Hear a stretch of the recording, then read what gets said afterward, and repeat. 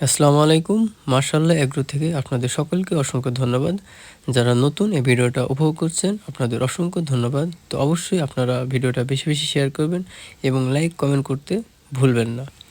আর সবথেকে বড় কথা এই ভিডিওর মাধ্যমে আপনাদের অনেক ধরনের টিপস অ্যান্ড ট্রিক্স দেওয়া হয়, যেগুলো আপনাদের অনেক কাজে দেবে। তো দর্শক, আমার অনেক পুরাতন অডিয়েন্স আপনারা জানেন যে আমার ইনকিউবেটর থেকে ৪ টা বাচ্চা ফুটেছিল। সেই ৪ টা বাচ্চা কী অবস্থায় আছে সেটা আপনাদের দেখানোর জন্য এই ভিডিওটা করা।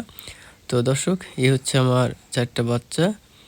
একটা বাইরে এই দেখতে পাচ্ছেন, সেখানে দাঁড়ায় আছে আমাকে দেখে।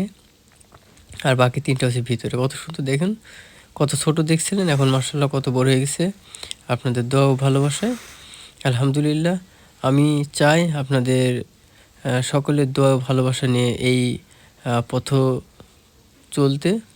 এই এই পথটা অনেক সেনসিটিভ একটা, অনেক ধৈর্য এবং অনেক সাহসের বিষয়। আসলে খামার সবাই করতে পারে না। এই খামার করতে হলে প্রচুর পরিমাণ আপনার সাহস এবং কালেজের প্রয়োজন। কারণ অনেক সময় একটা বড় ধরনের দুর্ঘটনা ঘটে, যার কারণে বলবো যে খামার করতে হলে অনেক সাহস, অনেক কিছু প্রয়োজন।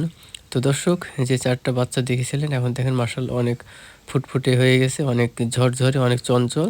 তো অবশ্যই যখন ভালো কিছু দেখবেন অবশ্যই আপনারা মাশাআল্লাহ বলবেন। বদনজর খুবই খারাপ। আপনারা দোয়া করবেন এবং ভালোবাসা দিবেন। তো আমি চাচ্ছি আমার প্রত্যেকটা বিষয়ে আপডেট আপনাদের মাঝে শেয়ার করতে, যাতে আপনারা আমার থেকে অনেক কিছু শেখেন। তো দর্শক, ভিডিওটা কেমন হলো অবশ্যই জানাবেন। তো সবাইকে অসংখ্য ধন্যবাদ।